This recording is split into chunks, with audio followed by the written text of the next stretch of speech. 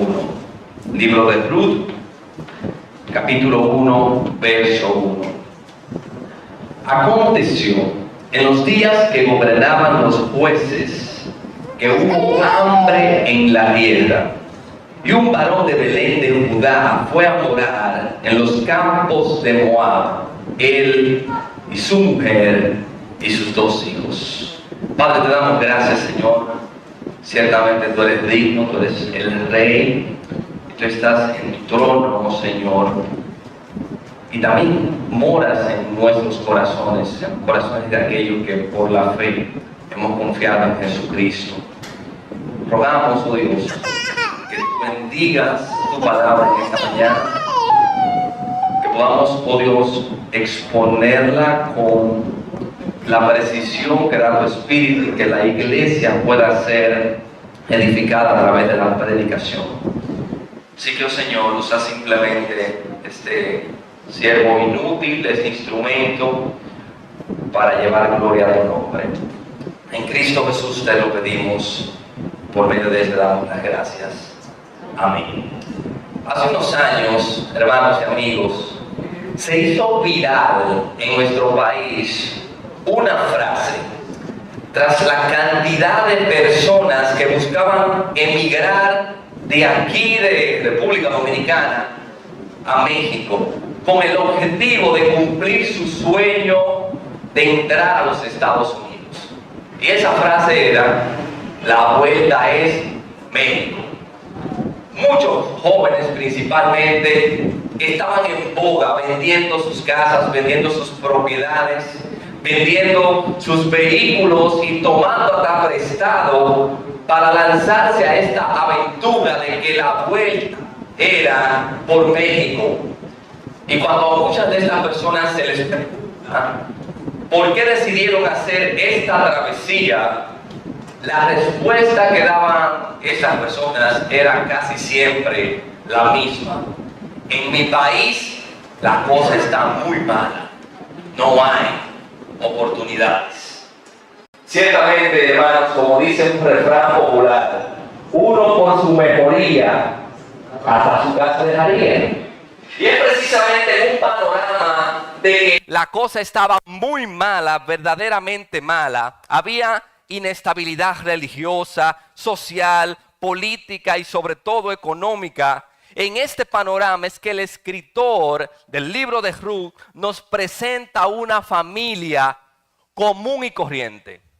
Una familia que bien pudiera ser la suya o la mía, y que ante la hambruna que azotó su tierra natal, Belén, en la que habían vivido toda su vida, toman una decisión. El esposo conoció a la esposa en Belén, procrearon hijos y formaron una familia en Belén, y en esta tierra los muchachos se criaron. Y esta familia un día, por los asuntos económicos del país, se sienta en la mesa a tomar una decisión que cambiará por el resto de sus vidas su historia. Analizan los pros y los contras y luego toman una decisión, lo que a su parecer es la mejor decisión, y dicen: mira, mi amor, Noemí, la vuelta es Moab, no nos queda de otra. Todos, hermanos, tomamos decisiones trascendentales en momentos específicos con la esperanza de que la decisión tomada es la correcta. Nadie toma una decisión sabiendo que le va a ir mal. Todos pensamos que es la decisión correcta. Tomamos un préstamo para un proyecto, cambiamos de trabajo, cambiamos de ciudad, compramos un vehículo, emprendemos un negocio y un largo de etcéteras que usted y yo tomamos decisiones a diario. Y de esa misma manera, Elimelech, que es el esposo, Noemí y sus hijos, toman la decisión de ir a Moab para no morir de hambre. Dios, en su providencia amorosa, hermanos, a pesar de que nosotros tomamos decisiones libremente, nadie nos forza a tomarlas. Sean estas decisiones buenas o malas, no hay nada que tome por sorpresa a Dios, porque Él ya conoce el fin desde el principio. Por tanto, el libro de Ruth nos va a enseñar que la historia de nuestra vida, de nuestra familia, de nuestra comunidad de fe tiene un director. Nuestra vida no está a sus anchas. Nuestra vida está dirigida por un director y este director usa y usará todos los medios y recursos para que nuestra historia cumpla su propósito, no el nuestro. Él ha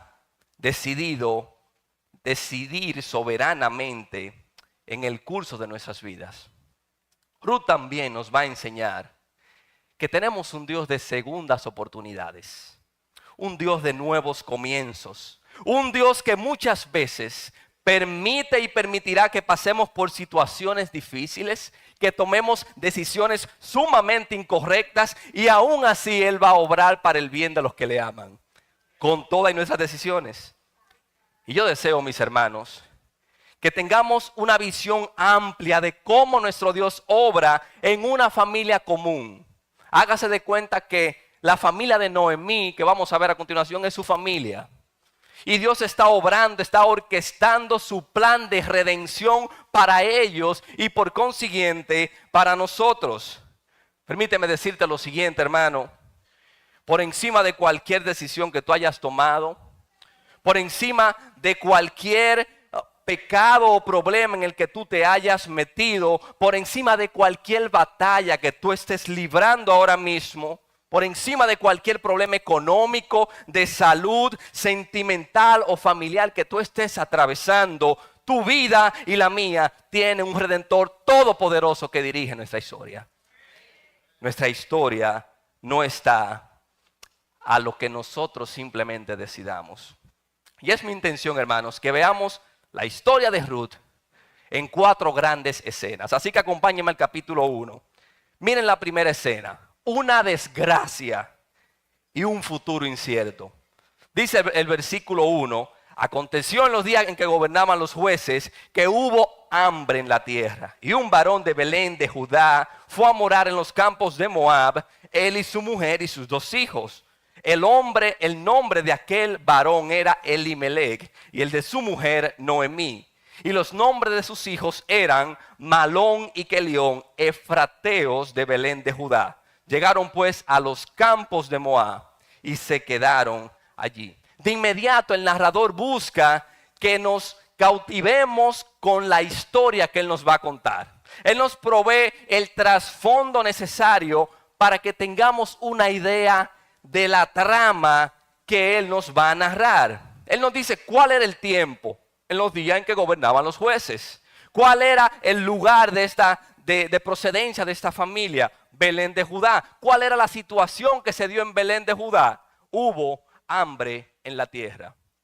Muchos sabrán que en el tiempo de los jueces fue una época turbulenta en todos los sentidos. Idolatría, apostasía, inestabilidad social, política, inmoralidad sexual. De hecho, una frase que es crucial en el libro de los jueces está ahí al lado. Cuando usted voltea la página, Jueces capítulo 21, verso 25 nos dice que en esos días no había rey en Israel y cada quien hacía lo que bien le parecía.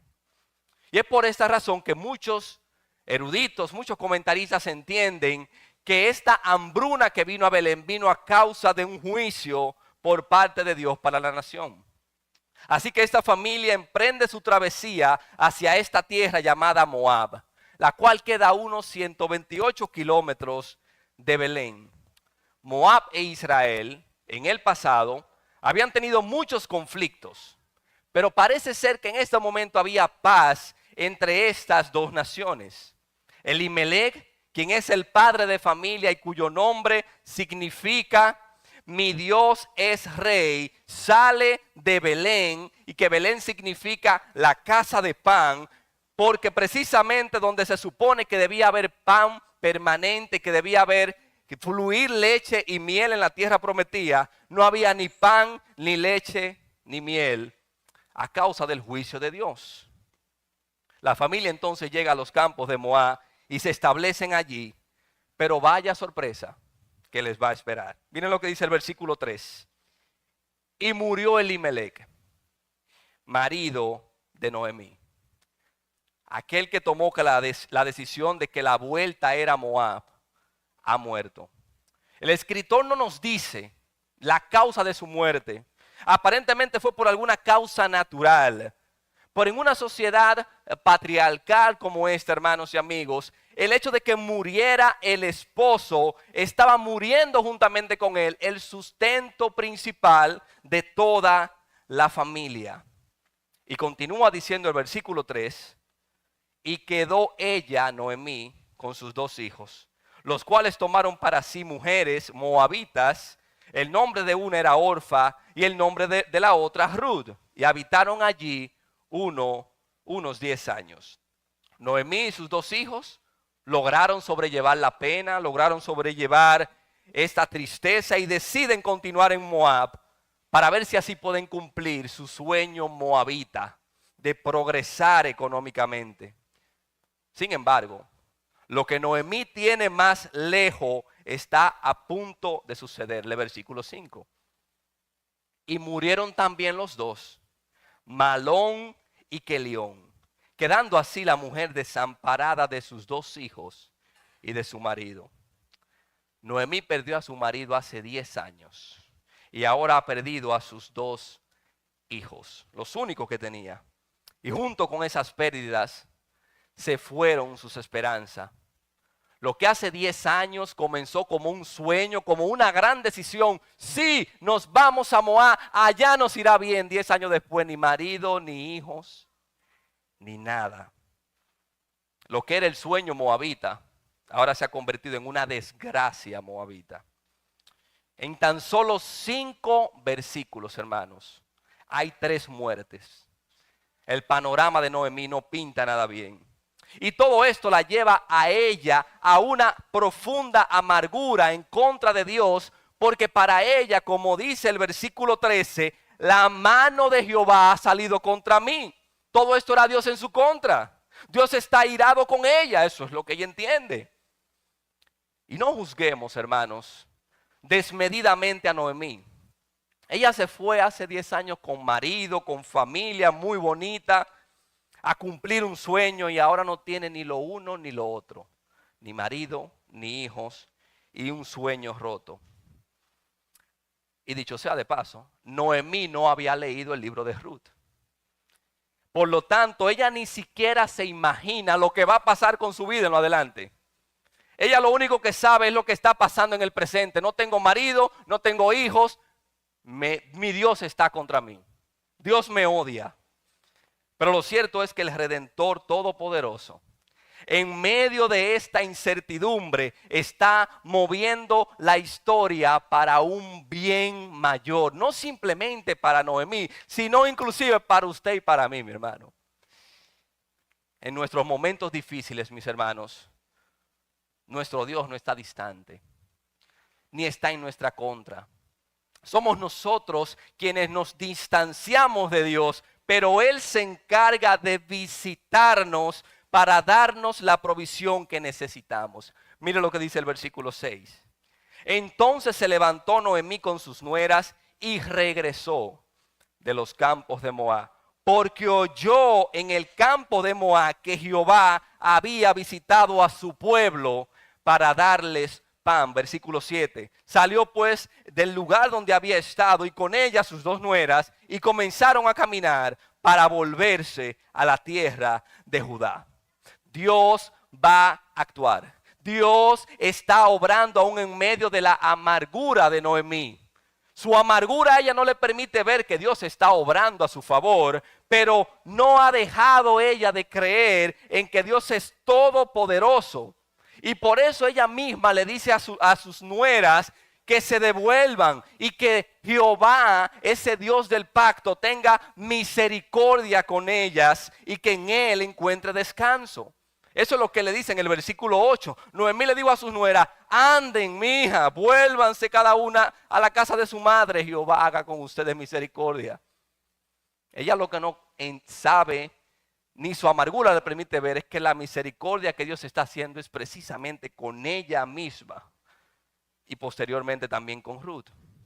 Y rumbo a Judá, hermanos, van estas 3 viudas.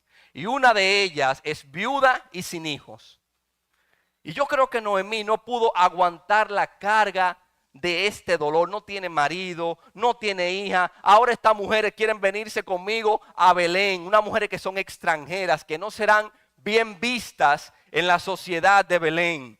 Y por esto Noemí le dice repetidas veces a sus nueras: devuélvanse mis hijas, váyanse a Moab y hagan su vida. Búsquense marido, hagan su vida. Ustedes están jóvenes. Probablemente tanto Orfa como Noemí tenían unos 30 años aproximadamente. Orfa decide devolverse y rehacer su vida. Orfa sale de la historia.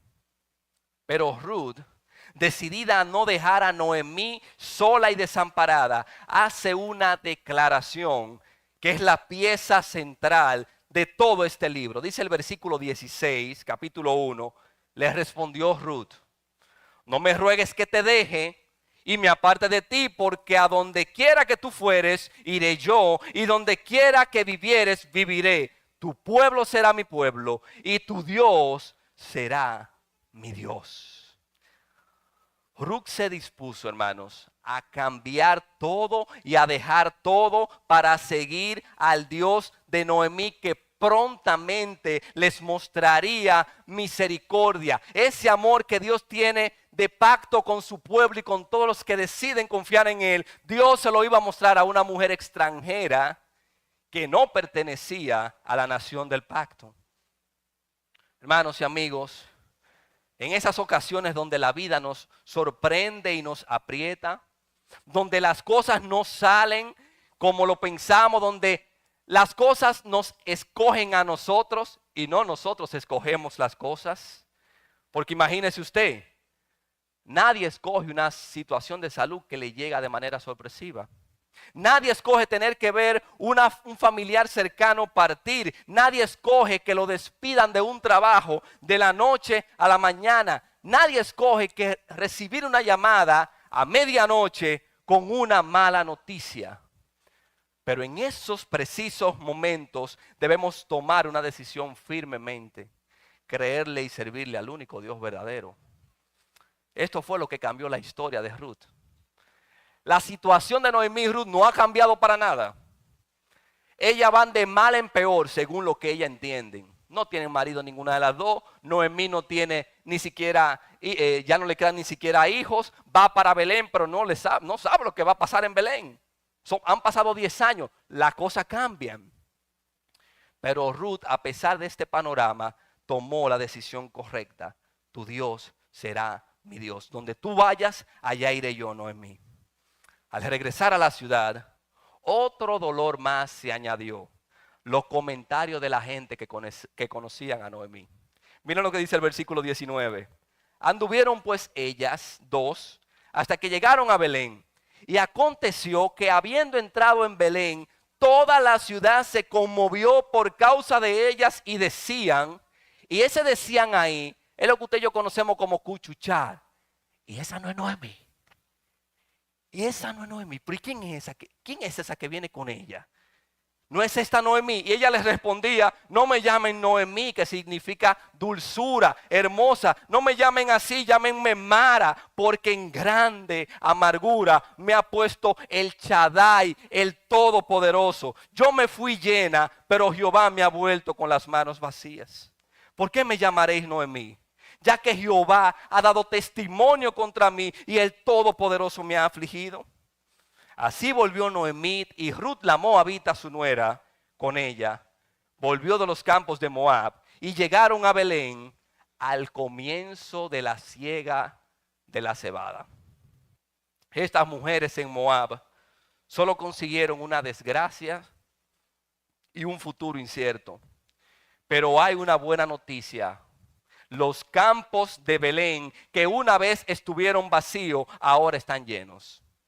No todo está perdido. Pasemos a ver la segunda escena. Una casualidad oportuna.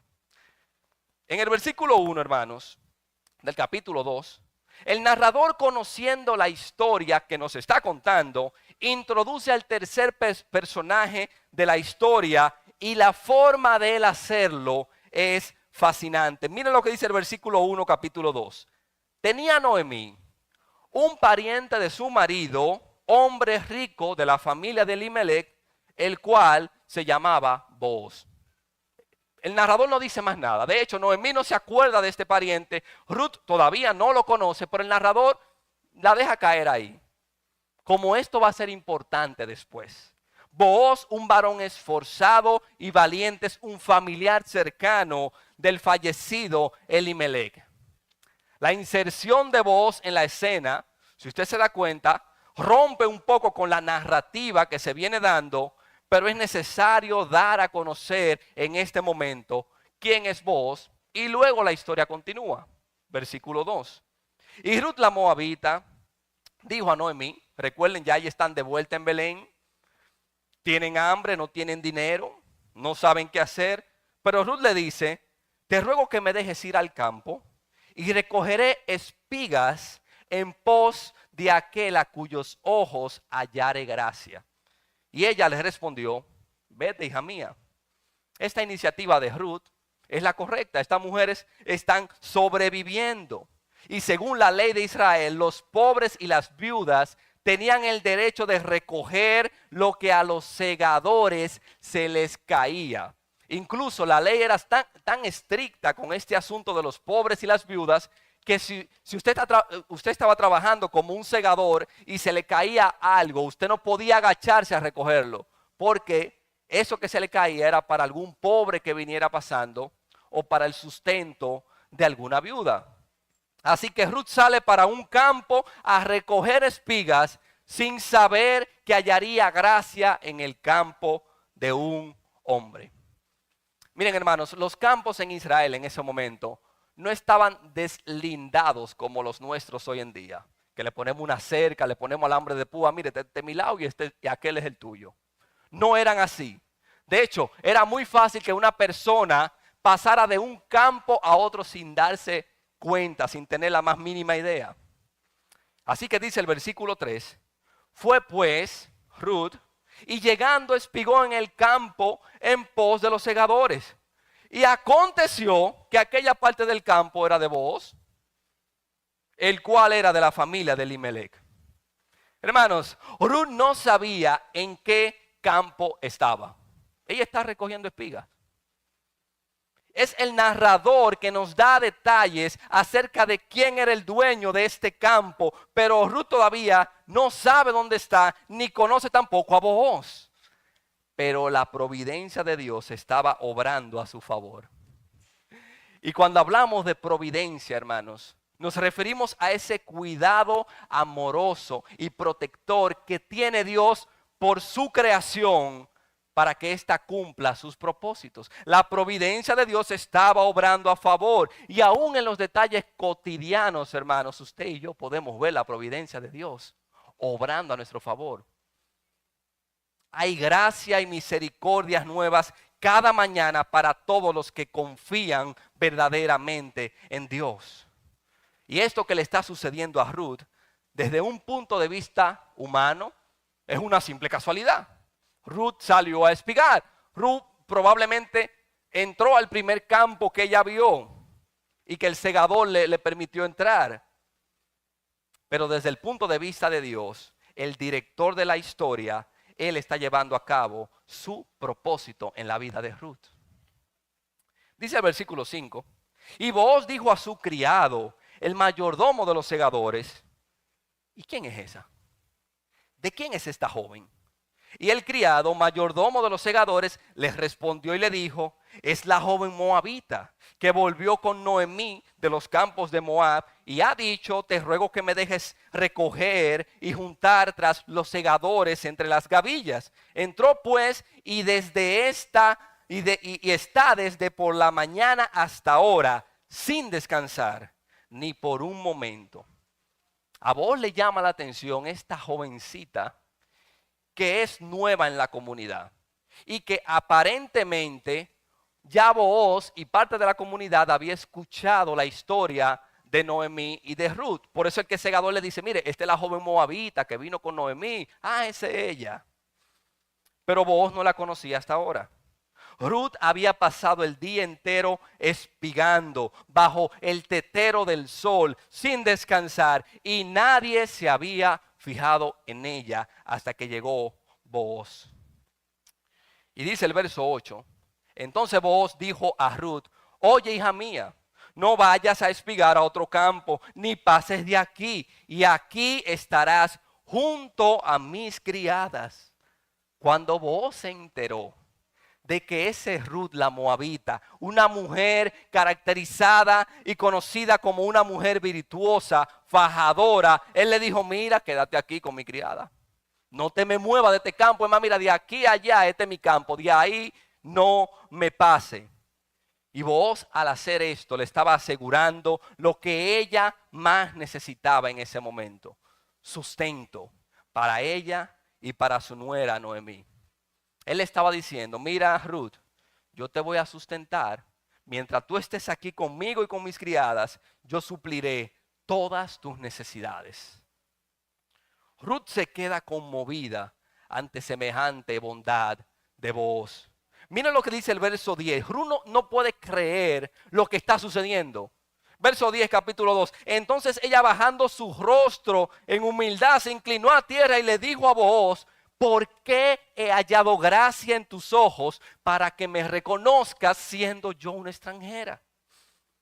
Ruth no estaba comprendiendo, hermanos, todavía que el Dios por el cual ella había jurado lealtad estaba respondiendo la petición que ella hizo en la mañana. Ustedes recuerdan que ella le dijo a Noemí, mira, yo iré al campo a espigar en pos de aquel ante cuyos ojos yo hallé gracia. Y el Dios que mueve la historia está respondiendo esa oración, pero Ruth no se está dando cuenta. Ruth no lo está notando. Ruth, una extranjera que no pertenece al pueblo del pacto, halló gracia y fue reconocida por Booz. Miren mis hermanos, por donde quiera que usted mire esta imagen, nos da el evangelio. Nos dice Efesios 2:12, que en aquel tiempo usted y yo estábamos sin Cristo, alejados de la ciudadanía de Israel, ajenos de los pactos de la promesa, sin esperanza y sin Dios en el mundo. Pero ahora en Cristo Jesús, aquel que realmente se fijó en nosotros, ustedes que en otro tiempo estaban lejos, han sido hechos cercanos por la sangre de Jesucristo. Pero la historia continúa. Dice el versículo 12, capítulo 2 de Ruth. Y respondiendo Booz le dijo, Jehová recompense tu obra y tu remuneración sea cumplida por parte de Jehová, el Dios de Israel, bajo cuyas alas tú has venido a refugiarte. Booz le quiere dejar en claro a Ruth que él es simplemente un canal de bendición. Él es simplemente un instrumento que Dios está usando para ver. Y la misma Noemí se sorprende a ver a Ruth con esta cantidad de cebada. Y le dice en el versículo 19, le dice Noemí, a Ruth en el versículo 19, ¿dónde has espigado hoy? ¿Y de dónde tú has trabajado? Bendito sea el que te ha reconocido. Noemí sabe que en un día de recoger lo que se cae al suelo es imposible recoger 30 libras de cebada. Así que alguien tuvo que haberla ayudado.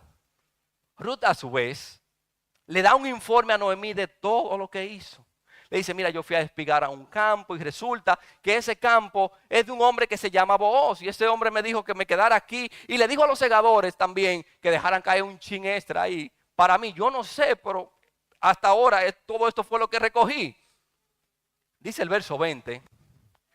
Y dijo Noemí a su nuera, sea él bendito de Jehová, pues que no ha rehusado a los vivos la benevolencia que tuvo para los que han muerto. Después le dijo Noemí, nuestro pariente es aquel varón, esa es familia de nosotros y uno de los que puede redimirnos. El luto, mis hermanos, de aquel plan hace 10 años, de que la vuelta era Moab, un plan que no se dio. Este luto se va disipando con este rayo de esperanza. Hay alguien que puede redimirlas. Hay alguien que puede tener misericordias de ellas. Así que pasamos de una desgracia y un futuro incierto a esta casualidad oportuna. Y en cada momento Dios ha estado trabajando para cumplir su propósito, aunque lo que han estado actuando Noemí y Ruth no se están dando cuenta de que es Dios que está moviendo los hilos de la historia. Hermanos queridos, Dios es quien mueve los hilos de la historia de tu vida y la mía. Y Él hará en el proceso, Él hará los ajustes necesarios para que en tu vida y la mía se cumpla su propósito. Aunque nosotros no nos estemos dando cuenta. Así que pasemos al capítulo 3. Un plan atrevido, mi hermano. Miren, ya han pasado alrededor de 3 meses desde que Noemí y Ruth llegaron a Belén y desde que Ruth ha estado espigando en el campo de Booz. Booz y Ruth de seguro en el campo han intercambiado miradas, conversaciones, pero quizás él, como es un poco mayor que ella, entiende que él no le llega a esa mujer. Esa mujer es muy bonita, probablemente le gustaba a Booz como mujer, pero él se ha hecho la idea de que él no le llega a esa mujer. Así que le dice Noemí a Ruth en el capítulo número 3, verso 1. Después le dijo su suegra Noemí: hija mía, han pasado 3 meses ya. Ya estamos establecidas aquí. No he de buscar hogar para ti, para que te vaya bien. No es Booz, nuestro pariente, con cuyas criadas tú has estado. Y he aquí, él avienta esta noche la parva de la cebada. Te lavarás pues y te ungirás, vistiéndote tus vestidos, e irás a la era, mas no te darás a conocer al varón hasta que él haya acabado de comer y de beber. Y cuando él se acueste, notarás el lugar donde se acuesta, e irás y descubrirás sus pies, y te acostarás allí, y él te dirá lo que hayas de hacer. Y Ruth le respondió: haré todo lo que tú me digas. Ruth, ponte bonita. Ruth, emperfúmate. Y vamos a tirar el único plan que se me ocurre. Tú te le vas a proponer a él. Porque el hombre está lento. El hombre no quiere dar el paso. Y Noemí sabe que ellos están en amor, pero el hombre, quien debe dar tomar la iniciativa, no quiere dar el paso. Y Noemí le dice entonces: Ruth, tíratele tú a él. A ver qué es lo que el hombre quiere. Este plan que Noemí le está proponiendo a Ruth, mis hermanos, aunque se escucha muy bonito, es sumamente arriesgado, porque podía acabar con la reputación de Ruth, una mujer que de por sí es extranjera, que no es bien vista en la sociedad, y si no acababa con su reputación, pudiera incluso acabar con la muerte de la misma Ruth. Noemí le está proponiendo a Ruth que de una manera inusual le pida a Booz que se case con ella. Noemí sabe que Booz, como pariente cercano de Elimelech, puede redimirlas. Y como la redención es una palabra que se repite mucho en este libro, es preciso explicarla. ¿A qué se refiere redimir en este libro de Ruth? Bueno, hermanos, según la ley, tanto en Deuteronomio capítulo 25 como en Levítico capítulo 25, y también según la costumbre de los judíos de ese momento, sobre el pariente cercano recaían varias responsabilidades importantes. Y una de ellas era la ley del levirato. Y esta ley consistía en que el pariente más cercano debía casarse con la viuda sin hijos y darle descendencia al difunto. O sea, el cuñado, que era el pariente más cercano, por si no estaba el cuñado, cualquier pariente de la familia, tenía que casarse con la viuda que no tuviera hijos. Y el hijo que viniera fruto de ese matrimonio era la descendencia del marido que había fallecido. Esto era parte de la ley y debía hacerse. Pero también esta persona, el redentor, era la persona encargada de custodiar, de guardar las propiedades de la familia hasta que el heredero llegara. Así que Ruth lleva a cabo un plan sumamente atrevido propuesto por Noemí, como se describe en los versículos que siguen. Y dice el versículo número 8. Y aconteció que a la medianoche, recuerden, Ruth se mete entre los pies de Booz, Booz está dormido, y aconteció que a la medianoche se estremeció aquel hombre y se volvió y dijo, he aquí una mujer acostada a sus pies. Entonces él dijo, ¿quién tú eres? Este hombre está asustado porque Booz es un hombre íntegro, mis hermanos. Booz es un hombre que no le pone la mano a una mujer, según vemos en las escrituras, es un hombre totalmente íntegro. Y la acción que está haciendo Ruth es una acción media extraña. Y le dice, ven acá, ¿quién eres? Y ella le respondió, yo soy Ruth tu sierva. Extiende el borde de tu capa sobre tu sierva, por cuanto tú eres mi pariente cercano. Booz, como un hombre íntegro, protege a Ruth, extiende el borde de su manto o de su capa, que era una señal de que se casaría con ella, y le dice que la va a redimir. Pero Booz está tan sorprendido que él alaba a Ruth, porque ella pudiendo casarse con quien ella deseara, él le dice, mira, pero alabado sea Dios, porque tú pudiendo casarte con un joven, con un muchacho de tu edad, tú has querido casarte conmigo. Ella decidió que él fuera su redentor y esposo. Vos está emocionado y le dice en el versículo 11, ahora pues no temas, hija mía, yo haré contigo lo que tú digas. Lo que tú digas, pues toda la gente de mi pueblo sabe que tú eres una mujer virtuosa, tú eres una mujer que vale la pena. Lo que tú digas, eso haremos, mi amor. Y la historia, mis hermanos, hasta aquí va de maravilla. La historia va excelente. Ojalá y mañana fuera la boda y fueran felices. Pero como esta es una buena historia, tiene que haber un conflicto en el medio que nos ponga en suspenso. Vos le dices, yo voy a hacer lo que tú digas, pero mira, aunque es cierto, versículo 12, que yo soy un pariente cercano, con todo eso, hay uno que es más cercano que yo. Hay uno que es más familia del Elimelech que yo. Pasa aquí la noche y cuando sea de día, si él te redimiere, bien, redímate. Mas si él no te quisiere redimir, yo te redimiré y lo juro por Dios, viva Jehová.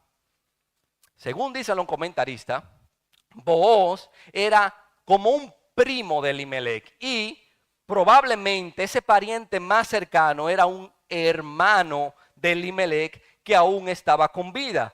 Por tanto, en quien principalmente recaía la responsabilidad del levirato y de redimir era en este pariente cercano. Ruth regresa a casa de Noemí temprano en la mañana, le cuenta todo y solo resta esperar. ¿Redimirá aquel o redimirá Booz? Y hasta aquí, hermanos, hemos visto una desgracia y un futuro incierto, que eso es lo que nos muestra el capítulo 1. Luego esta casualidad que se da en el capítulo 2 y este plan atrevido en el capítulo 3 que Noemí le propone a Ruth. Pero por toda esta trama, por toda esta historia, está el director llevando a cabo el curso de su bendito plan. Así que veamos el capítulo 4. Un redentor que redime. Ya es temprano en la mañana, son las 6 o las 7. Ya ha amanecido. Y Booz está decidido a resolver la situación hoy mismo. Esto no puede pasar de hoy. Hoy tiene que saberse lo que se va a hacer. Si va a redimir aquel o si voy a redimir yo. Así que Booz se sienta a la puerta de la ciudad a que aparezca el pariente más cercano para tratar el asunto. Porque esto hay que resolverlo. Dice el capítulo 4, verso 1. Booz subió a la puerta y se sentó allí a esperar al hombre. Y aquí pasaba aquel pariente de quien Booz había hablado y le dijo, hey fulano, ven acá y siéntate. Y él vino y se sentó. Entonces Booz tomó a 10 varones de los ancianos de la ciudad y le dijo, siéntense ustedes aquí. Ustedes tienen que ser testigos, que esa era la forma de hacer contratos, de hacer tratos en Belén, en todo Israel. Tenían que poner testigos que fueran los que dijeran lo que dijeran el sí de que se había hecho ese trato. Vos siente a 10 varones ahí para que ellos puedan presentarse y presenciar lo que se va a discutir. Y ellos se sentaron. Versículo 3. Luego dijo Booz al pariente, Noemí. ¿Tú te acuerdas de Noemí, verdad? Sí, yo me acuerdo. Noemí, que ha vuelto del campo de Moab, vende una parte de las tierras que tuvo nuestro hermano Elimelec. Y yo decidí hacértelo saber y decirte que la compres en presencia de los que están aquí sentados y de los ancianos de mi pueblo. Si tú quieres redimir, redime. Y si no quieres redimir, decláramelo para que yo lo sepa, porque no hay otro que redima sino tú y yo después de ti. Y el fulano respondió, yo redimiré. Los planes de Noemí y de Ruth se están a punto de echar a perder. ¿Qué es lo que está pasando aquí? Esto no forma parte del plan. ¿Y será que otra vez el plan de Noemí fracasará una vez más, tal cual como fracasó el plan de que su vuelta era Moab hace 10 años? Muchos entienden que el fulano pensaba que solo iba a redimir las tierras que eran de Elimelec y por consiguiente eran de Noemí, las tierras y las propiedades. Así que este fulano dijo, no, esto es una ganga. Me están dando tierra, me la están vendiendo a vaca muerta para yo ponerla a trabajar hasta que sabrá Dios aparezca un heredero. Esta es la forma de yo incrementar mi patrimonio. Yo redimiré, dijo el hombre. Pero Booz era más astuto porque Booz estructuró sus argumentos de una manera magistral y dejó para último lo que a él más le interesaba. El hombre dijo, sí, ese es el negocio, sí, yo redimiré. Versículo 5 dice Booz. Entonces replicó Booz, el mismo día que tú compres las tierras de mano de Noemí, debes tomar también a Ruth la moabita, mujer del difunto, para que restaures el nombre del muerto sobre su posesión. Y respondió el pariente, no puedo redimir para mí. No sea que dañe mi heredad.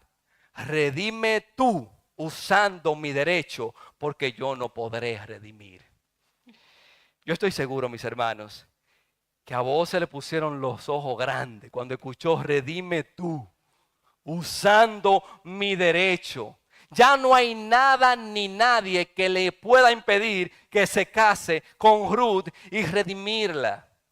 Y para sellar este trato, había una costumbre en Israel en ese momento que era que aquel que estaba cediendo su derecho debía darle el calzado al nuevo redentor. Así que eso es lo que nos describe el narrador, de que el fulano le pasa su calzado a Booz en señal de que hay un trato hecho, de que el fulano le está dando el derecho legal a Booz de redimir tanto las tierras, pero lo que a Booz más le interesaba era redimir a Ruth. Dice el verso 9, y Booz dijo a los ancianos y a todo el pueblo, ustedes son testigos hoy de que he adquirido de mano de Noemí todo lo que fue de Elimelec y todo lo que fue de Kelión y de Malón, y que también tomo por mi mujer a Ruth la moabita, mujer de Malón, para restaurar el nombre del difunto sobre su heredad, para que el nombre del muerto no se borre entre sus hermanos y de la puerta de su lugar. Ustedes son testigos hoy. Y dijeron todos los del pueblo que estaban a la puerta con los ancianos, testigos somos. Hermanos, similar a la historia de Job, el postrer estado de Noemí y de Ruth fue muchísimo mejor que el primero, porque no simplemente se casaron Booz y Ruth y redimieron las tierras, sino que Dios los bendijo aún más dándole un descendiente, a Obed. Y si ustedes no notaron algo al principio, Ruth duró 10 años casada, mi hermano. Primer año no hay hijo, segundo no hay hijo. 5º año no hay hijo. 10 años se muere el marido. Sin embargo, lo que el autor nos quiere dejar ver es que aparentemente en el primer año Booz la pegó. Booz la pegó. No sabemos si era el marido que tenía un problema de infertilidad, pero lo que sí sabemos es que Dios es el redentor y quien conduce toda la historia y que este era su propósito. Ese es nuestro Dios, mis hermanos. El Dios que restaura al caído, que da fuerzas y esperanzas al que no tiene ninguno y que transforma la vida y la historia de todos los que ponen su fe en Él. Nuestra historia en las manos de ese Dios está asegurada completamente desde el principio hasta el fin. Sí, en el mundo tendremos aflicciones, pero confiemos en que el Señor ha vencido al mundo y llegará ese día en que miraremos atrás y le diremos a Dios, gracias por haber permitido esto o aquello en ese momento de mi vida. Porque hoy yo puedo ver el propósito que tú tenías para conmigo. Probablemente, mi hermano, tú estás en el primer capítulo de Ruth. Te han pasado tantas cosas en los últimos meses, en el último año, que tú no sabes para dónde que tú vas. Tú no sabes para dónde es el rumbo que va a tomar tu familia. Tú no sabes cuál es el rumbo que va a tomar tu vida. Tú estás en ese primer capítulo de Ruth y no sabes ni comprende por qué te están pasando ciertas cosas a ti. Una mujer fiel, un hombre fiel, una familia fiel. Y oras buscando respuesta, pero tú no las obtienes. Sin embargo, mi hermano, la gracia del Señor está contigo y su misericordia, ese amor de pacto que Él nos tiene, no se ha agotado. Y como dice Pablo, esta leve tribulación momentánea produce y producirá un cada vez más excelente y eterno peso de gloria. Ese es nuestro Dios. Dice al final la historia, versículo 18. Estas son las generaciones de Fares. Fares engendró a Esbrón. Esbrón engendró a Ram. Y Ram engendró a Aminadab. Aminadab engendró a Naasón. Y Naasón engendró a Salmón. Salmón engendró a Booz. Y haciendo un paréntesis, ¿usted sabe quién fue la esposa de Salmón? Raab la ramera. Así mismo como dice Areli. Mi hermano, es Dios que controla la historia. Salmón engendró a Booz y Booz engendró a Obed. Y Obed engendró a Isaí e Isaí engendró a David. Y de ese mismo linaje de David nos confirma el evangelio de Mateo que descendió Cristo Jesús, el Rey y Redentor que todos necesitamos. El verdadero héroe de esta historia no es Booz. Ni siquiera es Noemí, mucho menos lo es Ruth. Es Dios quien estaba guardando todo el linaje por el cual descendería su Hijo amado, el gran Redentor, mis hermanos. Cristo Jesús vino al mundo a redimir y a salvar lo que se había perdido. Y Él es el único pariente cercano que cumplía con todos los requisitos para obrar tu redención y la mía. Nos dice Hebreos capítulo 2, verso 10, porque convenía a aquel, a Jesucristo, por cuya causa son todas las cosas y por quien todas las cosas subsisten, que habiendo de llevar muchos hijos a la gloria, perfeccionase por aflicciones al autor de la salvación, porque el que santifica y los que son santificados, de uno son todos, por lo cual Jesucristo no se avergüenza de llamarnos hermanos. Él pagó el precio por nuestro rescate, muriendo en la cruz y resucitando al tercer día. Y Él sigue redimiendo hoy. Él sigue redimiendo tus errores, mi hermano. Él sigue redimiendo tus malas decisiones, tu amargura, tus pecados, tu pasado.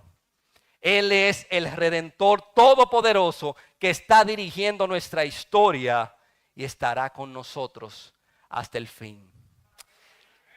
Hermano, ¿qué podemos decir de esta historia? Si usted tal vez se preguntaba en algún momento, ¿qué hace este libro tan chiquito en medio de Jueces y de Samuel? Este libro llamado Ruth. yo quiero dejarle con simplemente 3 razones por las cuales este libro está aquí. Esta historia, mis hermanos, está en la Biblia para que confirmemos que tenemos un Redentor todopoderoso en quien tenemos nuevas oportunidades y un nuevo comienzo. Ese error no te define, mi hermano. Incluso, escúchame, ese pecado que tú cometiste en un momento no define tu historia. Si tú vienes a ese Redentor, hay redención para tus errores y para tus pecados, y el propósito de Dios se va a cumplir en tu vida. También esta historia está en la Biblia para que comprendamos que aún en los momentos más turbios de nuestras vidas, donde todo lo que vemos es tiniebla, donde no vemos una luz al final del túnel, aún en esos momentos Dios está obrando para nuestro bien, aunque no lo estemos viendo con nuestros ojos.